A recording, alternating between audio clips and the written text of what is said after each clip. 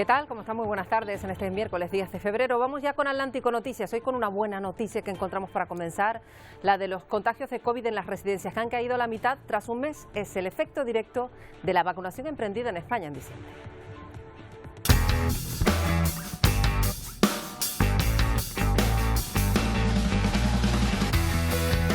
Y además de la vacunación, los sanitarios señalan también en esta bajada en las residencias de brotes, pues señala otros factores que hay que seguir analizando. Es el dato positivo, pero el negativo es que solo ayer en España murieron 766 personas. Es la cifra diaria más alta desde la primera ola.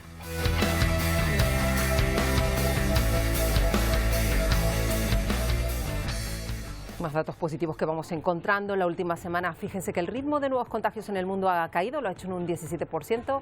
El número de muertes, los fallecimientos ha bajado en un 10%, lo dice la Organización Mundial de la Salud. Los datos confirman la tendencia descendente de esta tercera ola. Parece que también está debido este dato global al avance de la campaña de vacunación. Y en China el Comité de la Organización Mundial de la Salud ha abandonado Wuhan tras 2 semanas de investigación. Dicen estos investigadores que ahora rastrearán el virus fuera del país. El objetivo, determinar dónde se produjo el brote inicial.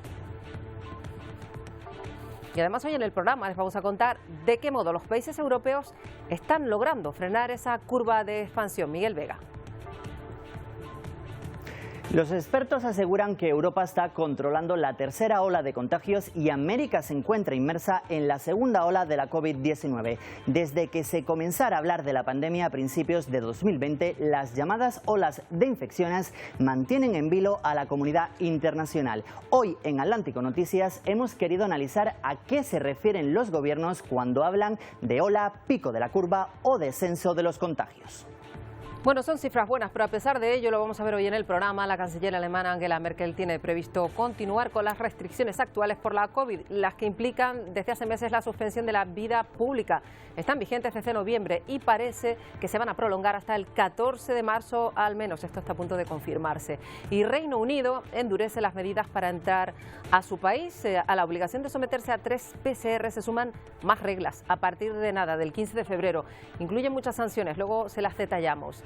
Y veremos también cómo están cansados los hosteleros, los propietarios de restaurantes. Dicen que son ellos los que pagan los platos rotos de la gestión de la crisis sanitaria. Así que los trabajadores se han manifestado. Dicen que no reciben ayudas que compensen el cierre total en muchos casos de la actividad. Y veremos cómo las redes sociales se comprometen en la lucha contra las noticias falsas que tienen que ver con las vacunas y cómo se verifican los datos, cómo se eliminan esas famosas fake news. Lo veremos también hoy en Atlántico Noticias. Y por cierto que son redes que mantienen bloqueado al expresidente Donald Trump, el norteamericano, que hoy se enfrenta a la segunda jornada del juicio político contra él. No asiste, ya lo saben, ayer se consideró en esa primera jornada que era constitucional todo el proceso. En un momento les damos los detalles. Por cierto que Donald Trump no está precisamente contento con sus abogados.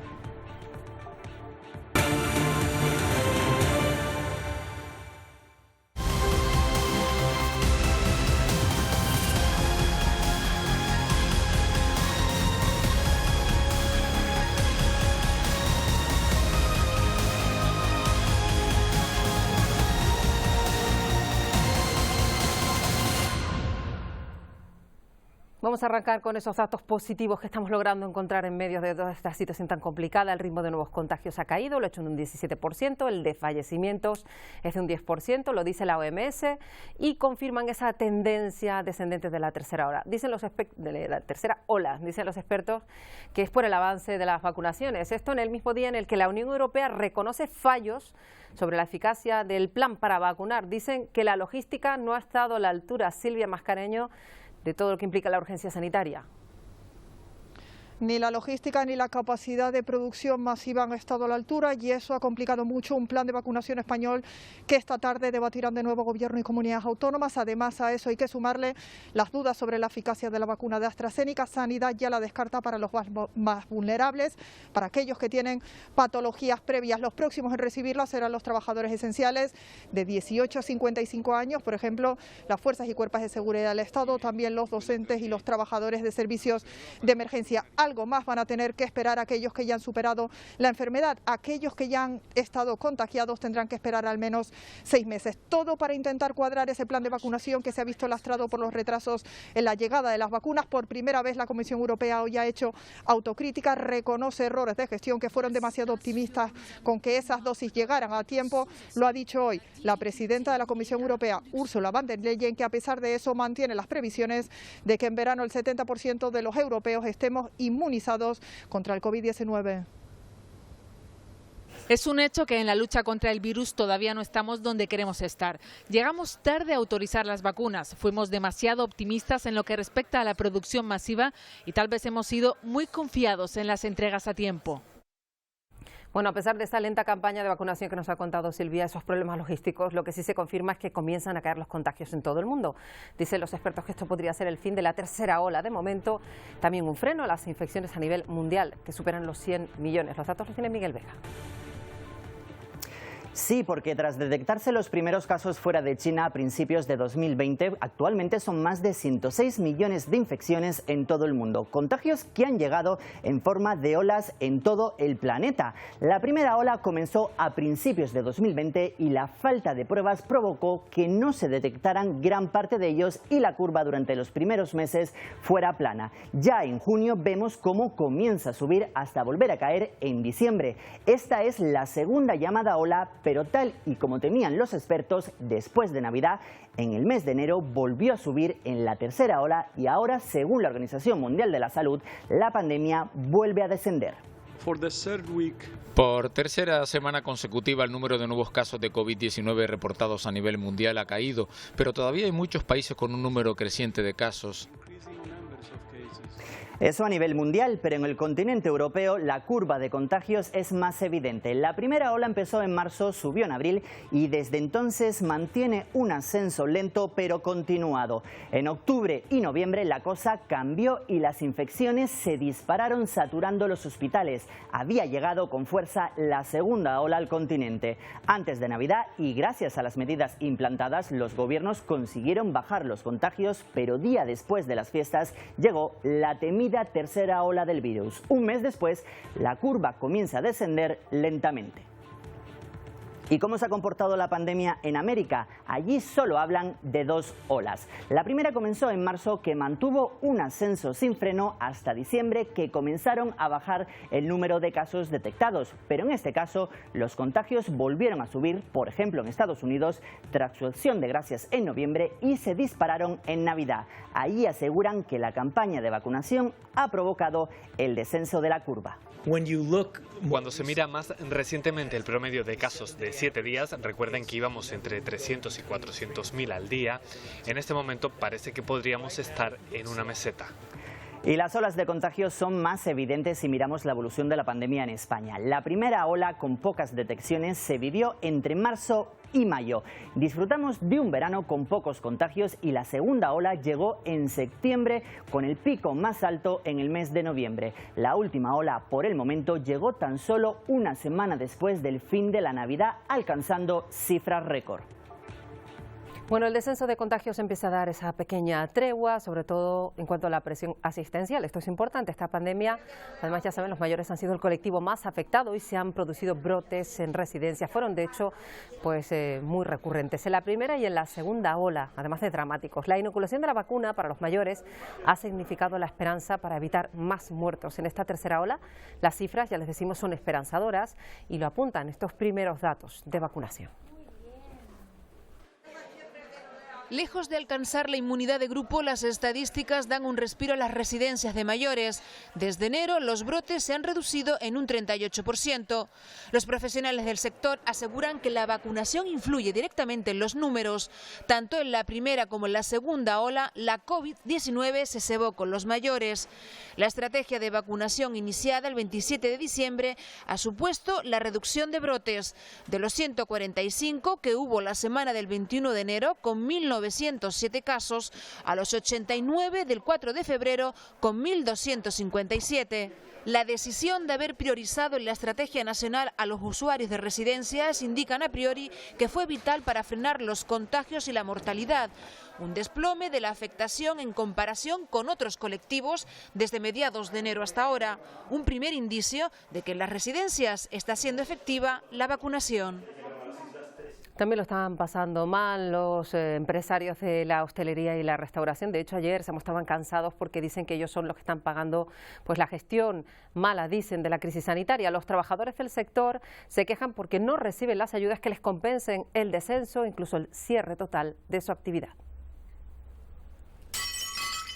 Están hartos de ser el sector más perjudicado por las restricciones y no tener ayudas directas. Por eso, en varias ciudades, la hostelería ha protestado arrojando platos al suelo. En Madrid, frente al Ministerio de Hacienda, lo han hecho una docena de responsables patronales. El sector perdió más de la mitad de su facturación en 2020 y que ya han cerrado 85.000 de los cerca de 300.000 establecimientos que había en España antes de la pandemia. El Gobierno, yo creo que cada día es más consciente de que las ayudas tienen que llegar sí o sí. Son muchos días cerrados en su totalidad, más de 100 días en muchas comunidades y más de 3 y 4 meses con limitaciones parciales. Para la entidad patronal, las ayudas directas que necesitan son responsabilidad del Gobierno central, a quien reclaman un paquete de medidas por valor de unos 8.500 millones de euros para ayudar a la supervivencia de las empresas, y recuerda que en otros países europeos han apoyado al sector con fondos públicos.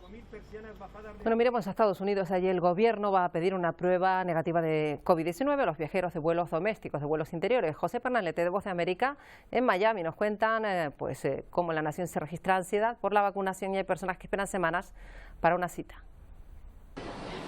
Los viajeros de vuelos domésticos ahora deberán presentar una prueba negativa de COVID-19 para poder abordar los aviones. Esta exigencia, que aún no está vigente, la establecerá el gobierno estadounidense bajo la observación de los Centros para el Control y Prevención de Enfermedades. Sí, lo que agregaría es que mientras más pruebas de detección estamos haciendo en los lugares donde la gente se reúne, creo que la enfermedad asintomática será la que más detectemos. Y ciertamente hay muchas más reuniones que ocurren en los aeropuertos. Y en la medida en que tengamos pruebas disponibles para poder hacer pruebas, en primer lugar, animaría a la gente a no viajar. Pero si viajamos, esta sería otra medida de mitigación para intentar disminuir la propagación. Mientras, los estadounidenses siguen tras el objetivo de lograr ser vacunados. A pesar de los esfuerzos anunciados por realizar inmunización masiva, hay quienes pasan hasta 3 semanas para lograr una cita para inmunizarse. Así lo contó José Luis Espinosa, de 68 años de edad, quien debe visitar a su padre constantemente en California.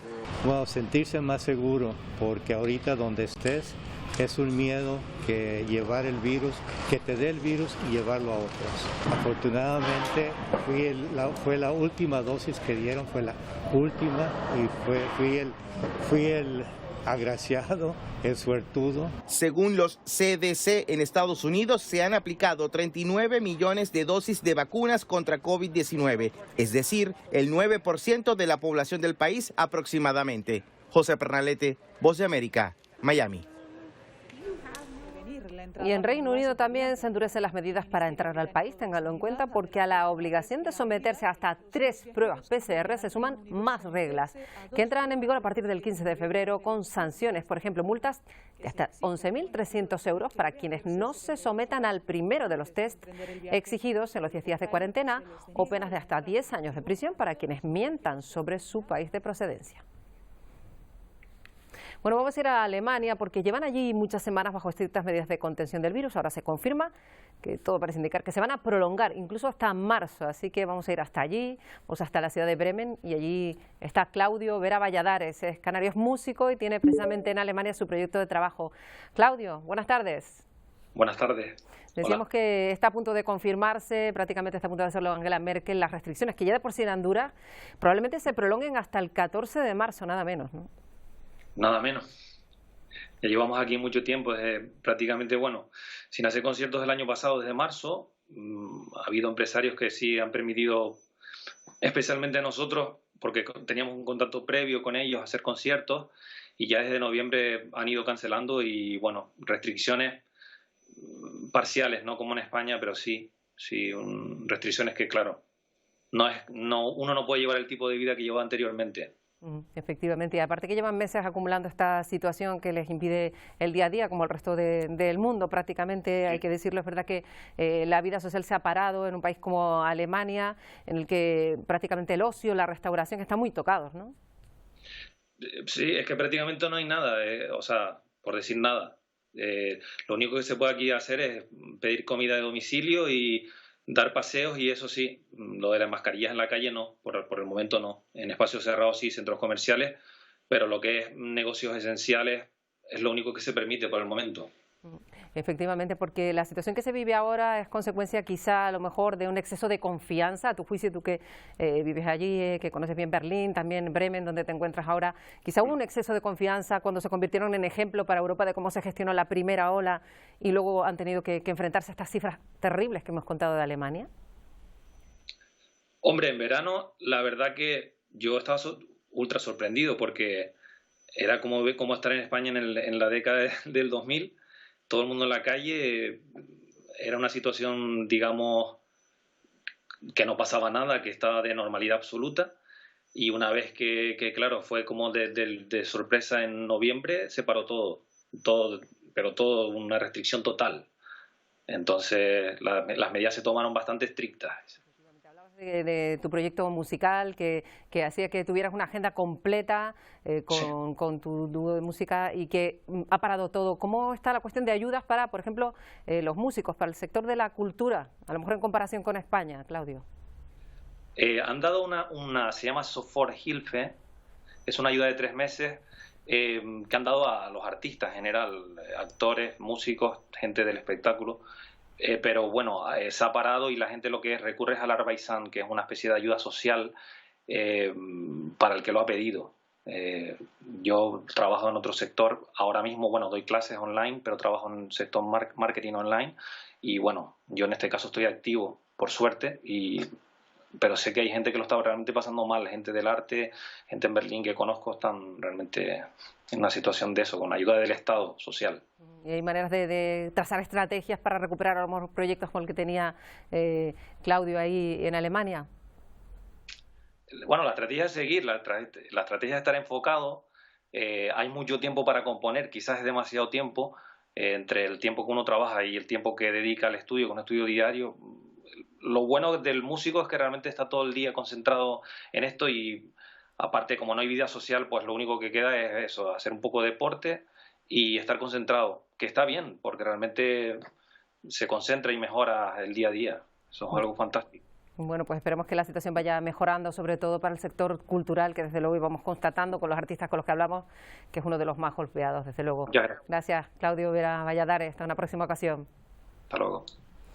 Bueno, nos lo han contado desde Alemania, la situación complicada que se va a prolongar además hasta el 14 de marzo, estas medidas tan restrictivas en ese país. Y vamos a China porque el comité de la OMS se ha ido de Wuhan después de 2 semanas de investigación y han dicho estas personas que ahora seguirán rastreando el virus pero fuera de ese país. Se trata de determinar dónde se produjo el primer brote porque hay hipótesis con las que trabajan, en las que dicen que el virus podría haber entrado en China en un producto, en un alimento congelado. Recordemos que el primer informe descarta que el virus surgiera en el mercado de Wuhan, tal y como se presentó en un primer momento. ¿Y qué pasa en Latinoamérica? Vamos a fijarnos hoy en Perú porque allí se ha iniciado la vacunación. Allí, para esta primera fase, hay un lote de 300.000 dosis de Sinopharm, el laboratorio chino. Uno de los primeros en vacunarse, por cierto, llama la atención, ha sido el propio presidente, Martín Vizcarra. Es la imagen más esperada para millones de peruanos. Este martes comenzaba la vacunación al personal sanitario en primera línea contra la COVID-19. Hubiera gustado que esta vacuna que me han aplicado, se la hubieran aplicado a mi mamá o se la hubieran aplicado a mi hija. Pero también sabemos que es más importante y muy importante que todos aquellos que también quieren que sus familiares hubieran recibido la vacuna, saben que tienen que ser vacunados para poder atender a las personas y no contagiarse. A este lote se le sumará uno nuevo de 20 millones adquirido a Pfizer. Con la esperanza de la vacuna también llegan los fraudes. Por eso el gobierno peruano da la posibilidad a los ciudadanos que denuncien en caso de observar irregularidades. Por ejemplo, a través de Internet. Se ofertan vacunas previo pago. Por eso se recuerda que estas son siempre gratuitas y solo se administrarán en lugares indicados por el gobierno. Cualquier ciudadano o ciudadana que sea testigo o ve algún acto irregular pueda hacer la denuncia respectiva, ya sea directamente a través de los canales de la Contraloría General de la República. La vacuna da alegría contenida en un país donde la pandemia está castigando con severidad. La demanda de oxígeno se ha incrementado hasta en un 300% y en las últimas 24 horas se han registrado 160 fallecidos.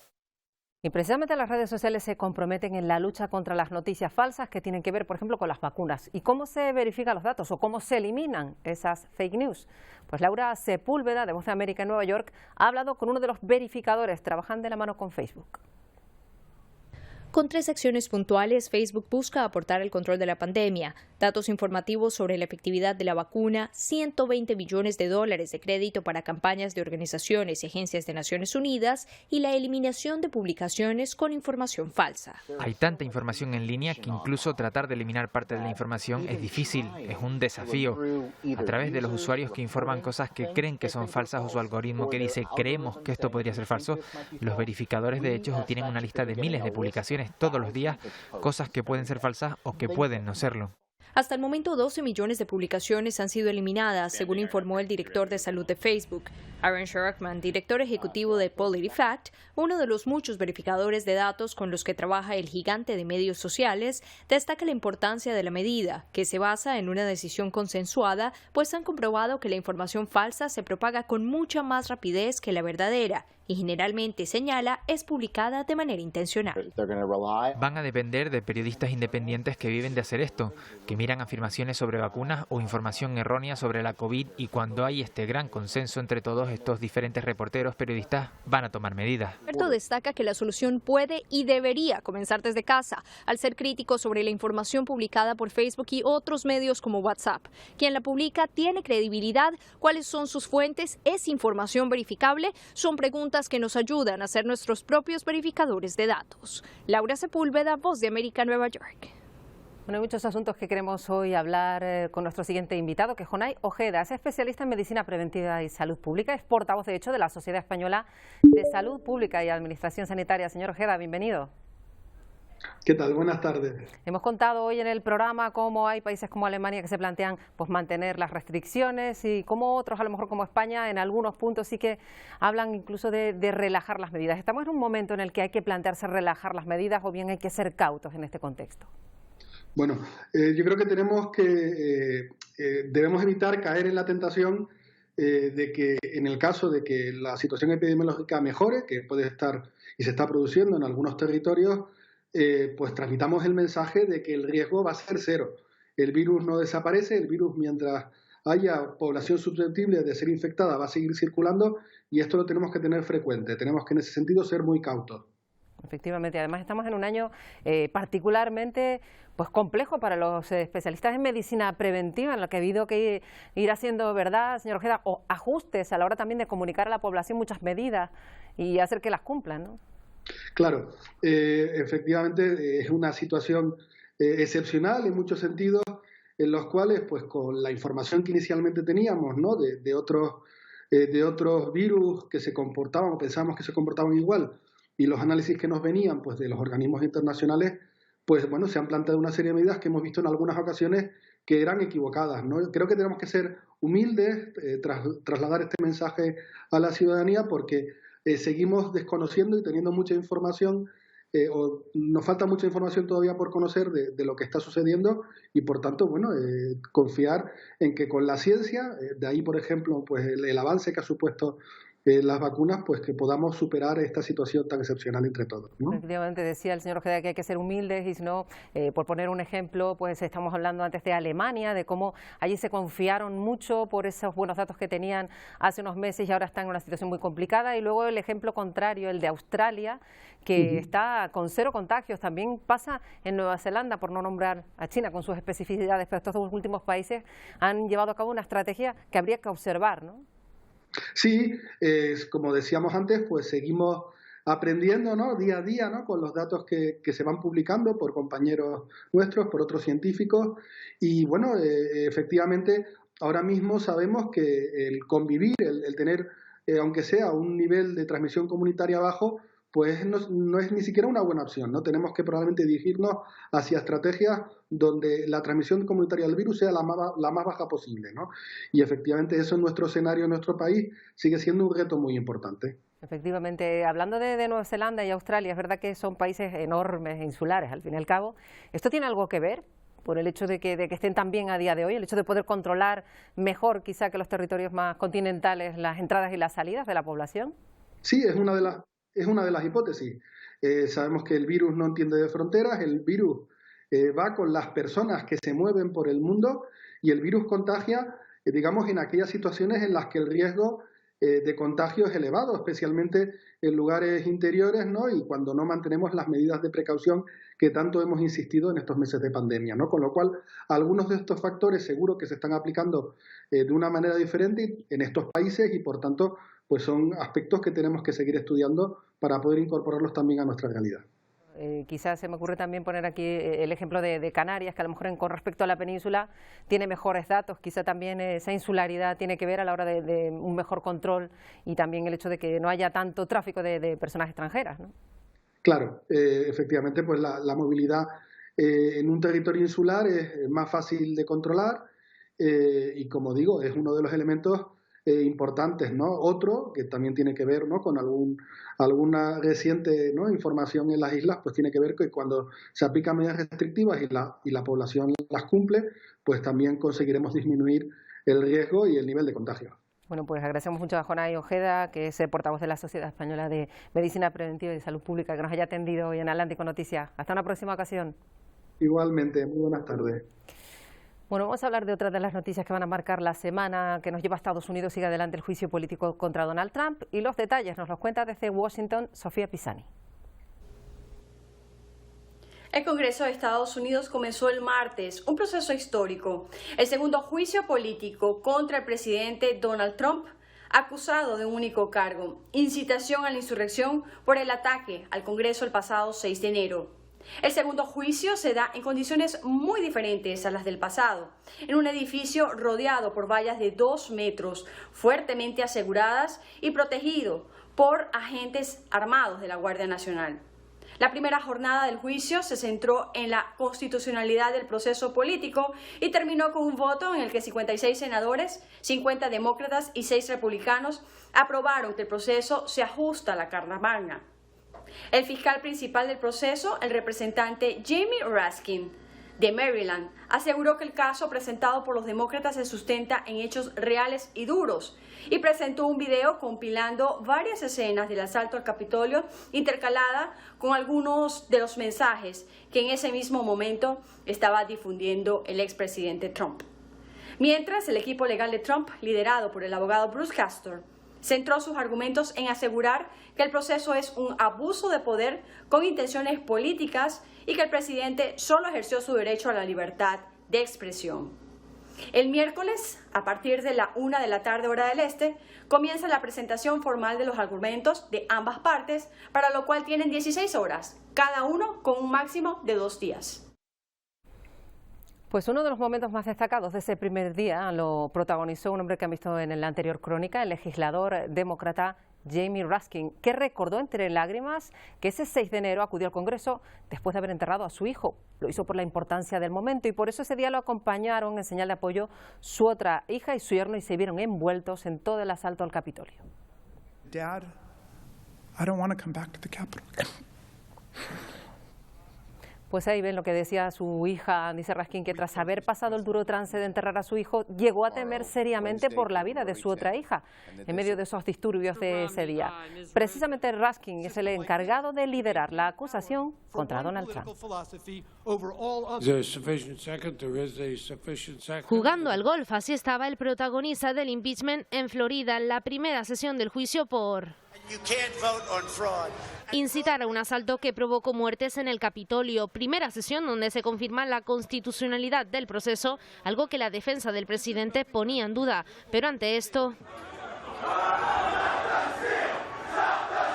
un vídeo de 13 minutos utilizado como punto de partida en un impeachment con sorpresa. Ahora, si soy imparcial y un lado está haciendo un gran trabajo y el otro lado está haciendo un trabajo terrible en el tema en cuestión, como jurado imparcial voy a votar por el lado que hizo un buen trabajo. Así, el republicano Cassidy votó en contra de las expectativas de su partido y quizás sea...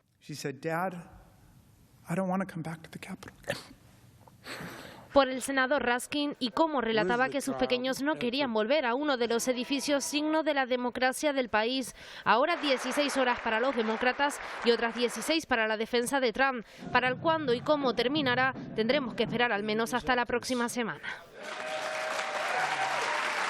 Bueno, continúan las protestas en Myanmar.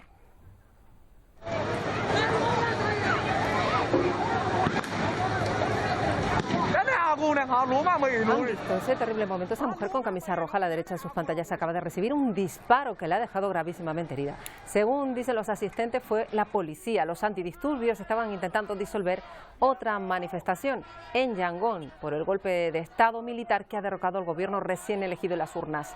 Miles de personas siguen saliendo a las calles para denunciar esta represión y la violencia en el país.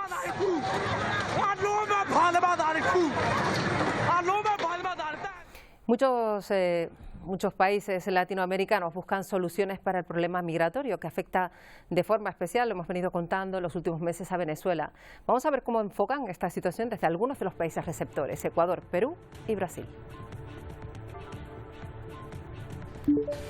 Un gusto saludarlos desde Brasil.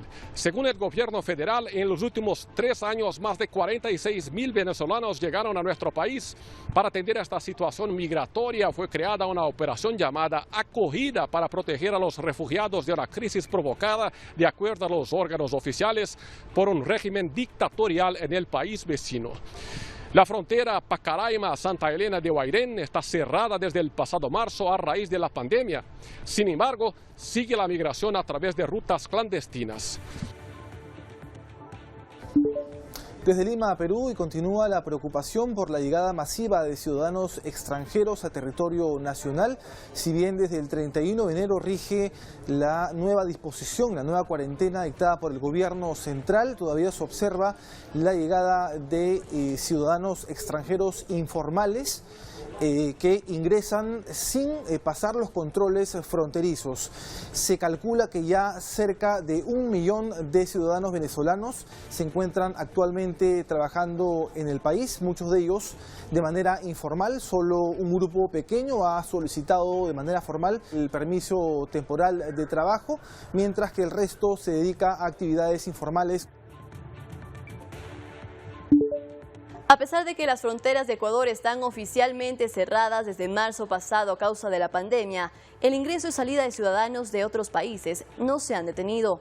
Por ejemplo, en la frontera entre Ecuador y Colombia, el puente internacional de Rumichaca está cerrado, pero se han detectado al menos 38 pasos no autorizados, por los que migrantes venezolanos pagan hasta $140 para ingresar al país. Ya en Ecuador, quien no cuenta con una situación migratoria regular, vive en vulnerabilidad. Desde que inició la pandemia, el proceso de tramitación de visas humanitarias se suspendió. Según reportes de autoridades locales, aproximadamente 300 personas cruzan diariamente la frontera norte de forma irregular. Bueno, y otro país que es el receptor de migrantes venezolanos, Colombia, que ha decidido, ya saben, regularizar la situación de más de 900.000 que están ilegalmente en ese país, y esto está generando muchas reacciones. Vemos qué repercusiones tiene esta decisión con un experto. En Colombia hay 1.700.000 migrantes venezolanos. Todos se podrán beneficiar del estatuto temporal para migrantes venezolanos, que tendrá una vigencia de 10 años, pero de manera diferente de acuerdo a su condición en el país, para lo cual se establecen 3 grupos. En el primero están los venezolanos que se encuentran de manera regular. Esos que han permanecido todo el tiempo en regularidad van primero. Y van primero precisamente porque le han cumplido muy juiciosamente a Colombia. En este grupo hay unas 700.000 personas que podrán pedir la visa de residencia una vez empiece a regir la iniciativa. En el segundo aparecen los migrantes venezolanos irregulares, calculados en casi 1 millón de personas. Ha habido personas que estando en Colombia no han logrado la regularidad. Esos son aquellos que estaban irregulares a 31 de enero de este año, es decir, en el pasado. En este caso, es decir, el de los migrantes irregulares, quien aspire al beneficio debe cumplir estos requisitos: aportar un contrato de arrendamiento o un contrato de matrícula en una institución educativa que garantice que su permanencia en el territorio nacional se dio antes de la entrada de vigencia de la medida, presentar su documento de identidad vigente o vencido, acta de nacimiento, declaración expresa de la intención de permanecer temporalmente en Colombia y la autorización de recolección de datos biométricos. Y el tercer grupo estará conformado por las personas que lleguen de manera legal durante los 2 años siguientes al 31 de enero del 2021. Es decir, que quienes decidan cruzar por trocha, por esos pasos irregulares, no gozarán de ese privilegio. Al acuerdo no podrán acceder quienes hayan sido expulsados o hayan cometido algún delito en Colombia. Una vez la persona sea aceptada por Migración Colombia, podrá acceder a salud, educación y trabajo mientras se resuelve su estatus migratorio definitivo. El decreto estará disponible para comentarios durante 1 semana antes de proceder a su firma. Y los venezolanos se van de su país porque están atravesando una de las peores crisis económicas a las que han tenido que enfrentarse, y además todo esto está agravado con la pandemia. Queremos ver cómo se trabaja desde Canarias. Hablamos con Juan Rafael Zamora, que es viceconsejero de Acción Exterior del Gobierno de Canarias. Señor Zamora, bienvenido. Hola, muy buenas tardes. Decíamos que además están muy pendientes de la situación de los canarios. Son muchos que viven allí en Venezuela en medio de este contexto que estamos contando aquí en el programa diariamente. Y desde la viceconsejería amplían las ayudas precisamente a los canarios que viven en Venezuela, ¿no? Efectivamente, el ejercicio 2021, el Gobierno de Canarias ha incrementado el presupuesto destinado a la atención de todos aquellos canarios y canarias residentes en Venezuela, también a otros canarios y canarias residentes en el resto del mundo, pero especialmente en Venezuela, que están sufriendo, si cabe aún más, las consecuencias de la grave crisis económica que ya venía atravesando el país, a la cual se le ha sumado pues la crisis sanitaria general de todo el planeta con relación a la COVID-19. Imaginamos que las noticias que desde allí le llegan, que le cuentan los canarios en el exterior, serán alarmantes. Hemos hablado nosotros con muchos venezolanos que nos dicen que la situación es muy complicada, con esa hiperinflación que no les deja ni comprar nada, porque un sueldo base es que no da ni para comprar 1 kilo de comida. Efectivamente. Son muchas las necesidades que tiene la población venezolana en general y específicamente pues todos aquellos canarios y canarias que algún día cruzaron el Atlántico para instalarse en ese país y también pues sus descendientes. Y efectivamente, 2 datos: en el año 2020 la inflación fue superior al 9.500% según datos del Banco Central venezolano. Y por otro lado, pues la moneda nacional, el bolívar, se ha devaluado de tal manera que prácticamente no vale hoy en día nada, mientras que los salarios pues se mantienen. Tal es así que también como ejemplo, a 1 de enero del 2020, del año pasado, 1 euro se cambiaba por 52.000 bolívares. Al finalizar el año, a 31 de diciembre del 2020, pues 1 euro se cambiaba por 1.350.000 bolívares. Ahí se puede apreciar cómo se ha devaluado la moneda y los sacrificios que tiene que hacer la población venezolana en general y la canaria residente en ese país en particular, pues para sobrevivir. Claro. En ese sentido, pues evidentemente el gobierno de Canarias está para ayudar a esos canarios y canarias que, como dije anteriormente, algún día tuvieron que abandonar también nuestra tierra y instalarse en ese país. Claro. Y además se dan esas ayudas de manera para que tengan efectividad, digamos, en forma de tarjetas de alimentos, en forma también de ayuda directa a medicamentos, que es lo más básico, ¿no? Efectivamente, concretamente el día 4 de este mes, el 4 de febrero, salió publicado en el Boletín Oficial de Canarias una convocatoria que va a seleccionar a todos aquellos beneficiarios de 3 líneas de ayudas concretas. Tenemos muchas más para el resto de países y también otras para Venezuela, pero la convocatoria que ha salido en esta fecha van en 3 direcciones. La primera es para elegir a los beneficiarios del convenio que tiene suscrito el Gobierno de Canarias con la Fundación España Salud para la prestación sanitaria. Hasta ahora veníamos aplicándosela a 845 canarios y canarias y la intención para este año es que ese número casi que se duplique, que pase a unos 1.570 beneficiarios. Para ello hemos incrementado la partida presupuestaria de unos 700.000 euros que había en el ejercicio pasado hasta el 1.000.000 de euros. La segunda línea, efectivamente, es unas tarjetas de alimentación que tienen carácter mensual y que hay unos 3.000 beneficiarios y la idea es pasar en este ejercicio a 3.365 beneficiarios. Y la última línea, la de ayudas a la adquisición de medicamentos a través también de una tarjeta que se recarga cada 2 meses, carácter bimensual, y que pasaría de unos 1.800 beneficiarios a unos 2.240 beneficiarios. Todo esto, como digo, con un incremento presupuestario de más de 450.000 euros, es decir, un 23% de incremento en estas 3 partidas presupuestarias en el presente ejercicio. Bueno, pues estamos muy pendientes de esas ayudas y también de la situación de los canarios en Venezuela, que sigue atentamente la Viceconsejería de Acción Exterior del Gobierno de Canarias. Juan Rafael Zamora, gracias. Muchísimas gracias a ustedes. Bueno, vamos ahora a mirar a Colombia, porque allí están tomando medidas, fíjense, no se lo van a creer, para controlar la población de hipopótamos, porque han aumentado tanto desde los últimos 20 años que es incontrolable. Estos hipopótamos fueron introducidos por el narco Pablo Escobar, que también se trajo otros no originarios de ese país, como elefantes o jirafas. Ante la problemática generada por el aumento acelerado de la población de hipopótamos traídos por el narcotráfico en la década de los 80 a la región del Magdalena Medio, Cornare y el Ministerio de Ambiente estudian un método de castración química que permita controlar su reproducción. Estamos tratando de importar un producto denominado Gonacon, con el que esperamos emprender acciones de esterilización química sobre la población de hipopótamos, sobre parte de la población de hipopótamos que tenemos radicada en el Magdalena Medio antioqueño. Ante la complejidad de este tema, se ha creado una mesa técnica entre las corporaciones ambientales que ejercen control en la región. Para abordar la problemática, pero también para buscar soluciones que converjan en garantizar que las poblaciones ribereñas no se vean afectadas por ataques de estos hipopótamos hacia pescadores, isleros y otras comunidades que realizan actividades en el río Magdalena. A este proceso se hará un seguimiento por parte de Cornare para poder comprobar su eficacia en el control del crecimiento de esta población. Bueno, vamos a despedirnos ya y vamos a irnos con música, como siempre, con una música que propone Vera Joy. Hace un rato hablábamos con Claudio Vera desde Alemania, nos contaba pues su interesante proyecto musical junto a Mary Joy. Con este vídeo grabado en Tenerife, de este dúo nos vamos. El tema se llama Moving On, con él nos despedimos y con este deseo de que todos sigamos adelante pese a todos los inconvenientes. Ahora se quedan con el Telenoticias 1.